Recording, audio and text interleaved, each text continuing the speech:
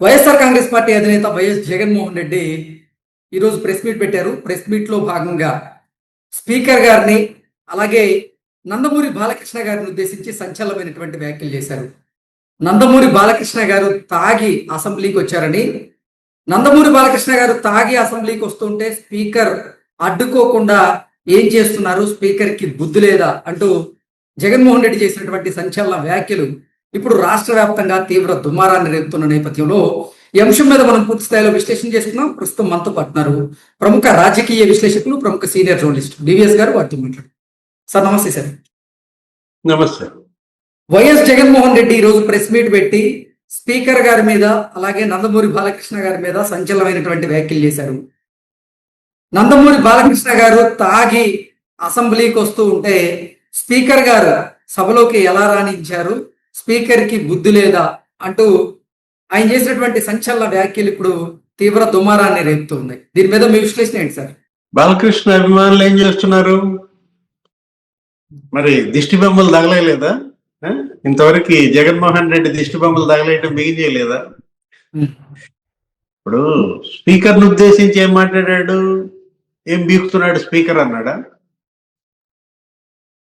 పీకుతున్నాడు అనే భాష ఆయన ఎక్కువగా వాడుతుంటాడు. నా వెంట్రుకు కూడా పీకలేరు అని చెప్పి గతంలోనే అన్నాడు. అట్లాగే ఇప్పుడు బాలకృష్ణ లేకపోతే రఘురామకృష్ణరాజు ఎపిసోడ్ అది ఎప్పుడు జరిగింది? ఈయన వాళ్ళు మాట్లాడటం ఏంటి? అసెంబ్లీ జరిగి ఎన్నాళ్ళు అయింది? అసెంబ్లీ వాయిదా పడి ఎన్నాళ్ళు అయింది? అంటే ఇప్పుడు ఒకటి ఏమని చూడాలి ఇది. ఇప్పుడు ఈయన ఈ రోజు ప్రెస్ మీట్ లో బాలకృష్ణ ఇన్సిడెంట్ దాని గురించి మాట్లాడాడంటే అప్పుడు నోరు మూతబడిందా? ఇప్పుడు ఒకటి, నందమూరి బాలకృష్ణ వ్యాఖ్యలను ఎవరు సమర్థించట్లేదు, ఆయన యొక్క ఆ పద్ధతిని ఎవరు సమర్థించట్లేదు. కానీ బాధ్యతాయుతమైన ప్రతిపక్షంగా నువ్వు అసెంబ్లీకి వెళ్ళాలి, అక్కడ మాట్లాడాలి. ఈ రోజు కూడా రఘురామకృష్ణరాజు మాట్లాడారు. ఏమని? ఇంట్లో ఉండి నీ సొంత మైకుల దగ్గర మాట్లాడితే కుదరదు, సభకొచ్చి మాట్లాడు, సభలో ప్రశ్నించు. ఆ మాటలే అంటే ఏంటి? రోషం వచ్చిందా? సైకోగాడ్ అన్నాడా? ఆ రోజు బాలకృష్ణ ఏమన్నాడు? ఆ సైకోగాడ్ అనో ఏదో అన్నట్టున్నాడు. దానిపైన ఇవాళ ఈయన ప్రెస్ మీట్.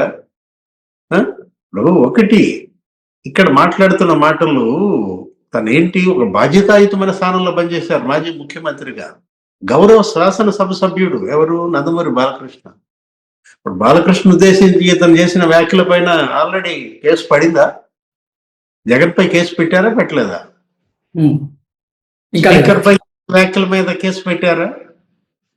స్పీకర్ ఏం చేస్తున్నాడు అంటూ స్పీకర్ స్థానాన్ని కించపరుస్తూ ఆయన మాట్లాడు. దానిపైన కేసు పెట్టాలి కదా, నోటీసులు పంపాలి, లేకపోతే లిఫ్ట్ చేయాలి. అసలు ఏది గతంలో కరణం బలరాం స్పీకర్ ను ఉద్దేశించి ఏం మాట్లాడలా, ఏదో ఫిరాయింపులు వాటి గురించి ఆయన ఏదో బయట మాట్లాడాడు. మాట్లాడితే కరణం బలరాం శాసనసభ సభ్యత్వాన్ని సస్పెండ్ చేశారు. అప్పట్లో స్పీకర్ సురేష్ రెడ్డి, లేదు రోజా మరి ఆ రోజు బిహేవియర్ ఎలా పనిచేసింది, ఎలా చేసింది అసెంబ్లీలో? కోడెల శివప్రసాద్ స్పీకర్ గా మరి ఆవిడ సంవత్సరం సస్పెండ్ చేసి పారేశారు. ఇప్పుడు జగన్మోహన్ రెడ్డిని సస్పెండ్ చేస్తాడా రఘురామకృష్ణరాజు?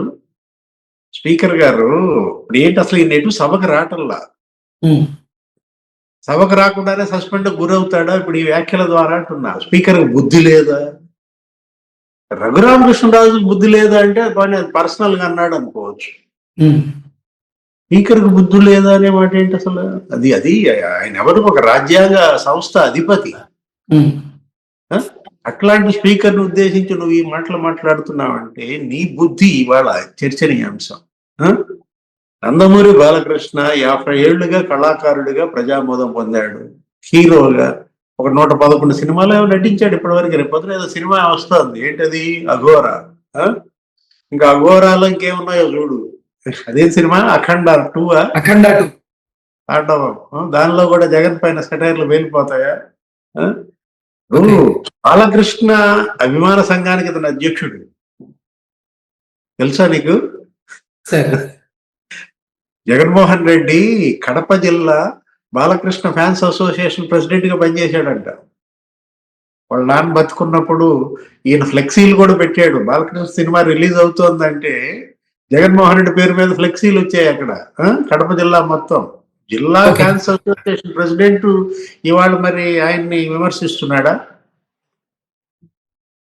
ఇప్పుడు జగన్మోహన్ రెడ్డి ఈ రోజు ప్రెస్ మీట్ ఫ్రస్ట్రేషన్ తో పెట్టాడా?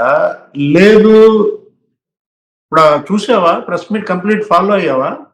సార్. ఆ ప్రెస్ మీట్ లో ఆయన ఏమన్నా తలకేమన్నా రోకలు చుట్టుకున్నాడా? ఓకే.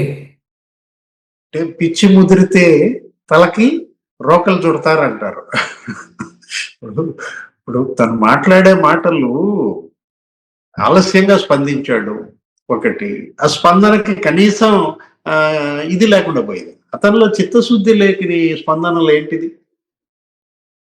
బాలకృష్ణ ఆ రోజు ఏదో కామినేని శ్రీనివాసు ఆయన ఏదో జగన్మోహన్ రెడ్డి ఆ రోజు అతను అవమానించాడు. ఎవరిని? చిరంజీవిని, లేకపోతే అక్కడ వచ్చినటువంటి ఆ సినీ కళాకారుల బృందం, ప్రభాస్, మహేష్, రాజమౌళి. దాని గురించి ఏమైనా మాట్లాడా? నేను అవమానించలేదని చెప్పాడా? చిరంజీవికి భోజనం పెట్టి నేను ఇద్దరికి మూడు పెళ్ళానికి బట్టలు పెట్టానని చెప్పాడా? మరి ఇన్సిడెంట్ గురించి మాట్లాడకుండా బాలకృష్ణ గురించి మాట్లాడుతూ ఆయన తాగి వచ్చాడంటే నువ్వు చూసావా? శాసనసభకి ఎవరైనా తాగి వస్తారా? అంటే అతని మాటలు అనేక రకాలుగా మూడు రకాలుగా మాట్లాడారు సోషల్ మీడియాలో. వైసీపీ వాళ్ళు అప్పట్లో కూడా ఏంటి ఏదో టెస్టులు చేయించాలి, మౌత్ బ్రీజర్స్ పెట్టాలి, ఇక అంటూ చాలా అవహేళనగా మాట్లాడారు. అది ఆంధ్రప్రదేశ్ శాసనసభ.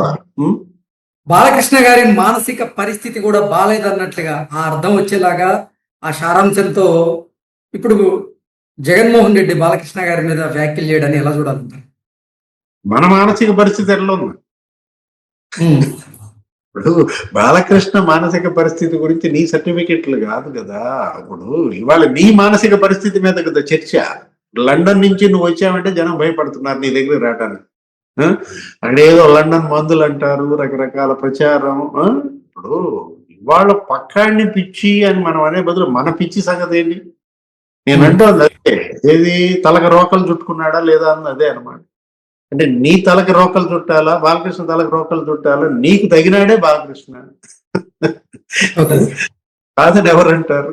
ఒకటి ఇక్కడ చూడాల్సింది, మీరు ఇవాళ అవమానించింది జగన్మోహన్ రెడ్డి బాలకృష్ణన్ గారు, హిందూపూర్ శాసనసభ్యుడు, హిందూపూర్ నియోజకవర్గ ప్రజలు. ఆయన 3 సార్లు కంటిన్యూస్ గా గెలిచారు, హ్యాట్రిక్ ఎమ్మెల్యే. ఎవరు? బాలకృష్ణ. ఆయన బసవతారకం ట్రస్ట్ తరఫున క్యాన్సర్ హాస్పిటల్ పెట్టి బ్రహ్మాండంగా ఆయన ఏదో సేవలు అందిస్తున్నారు.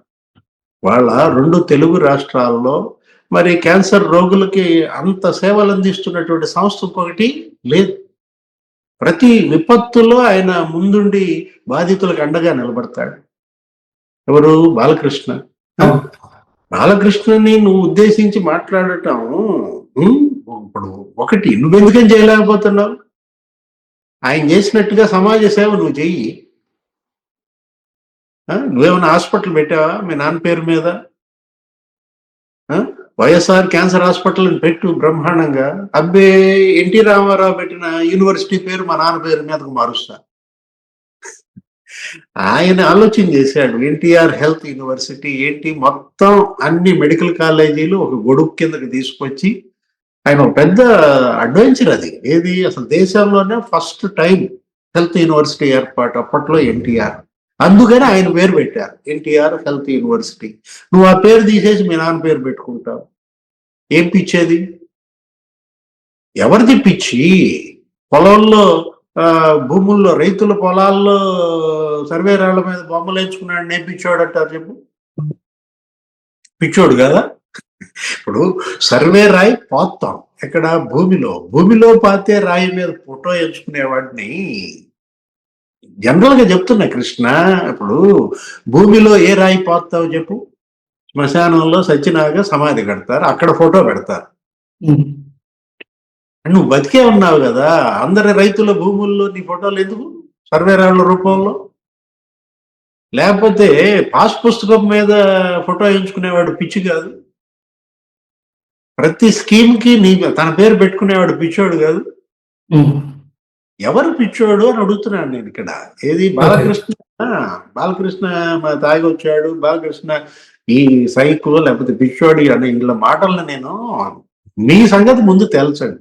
ఆయన గురించి ఎందుకు మీకు? ఆయన హిందూపూర్ ప్రజలు ఆయన గెలిపించారు, ఆయన చక్కగా శాసనసభ వస్తున్నాడు. ఆయన వచ్చి ఇబ్బంది పెడితే అది వేరే విషయం.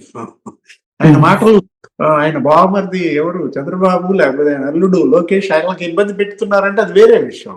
ఆయన బాధ్యత నిర్వర్తిస్తున్నాడు, ప్రజలు ఎన్నుకున్న బాధ్యత అది. హిందూపూర్ శాసనసభ్యుడిగా వస్తున్నాడు. ఇవాళ హిందూపూర్ లో 100 కోట్ల రూపాయలు అభివృద్ధి కార్యక్రమాలు జరుగుతున్నాయి.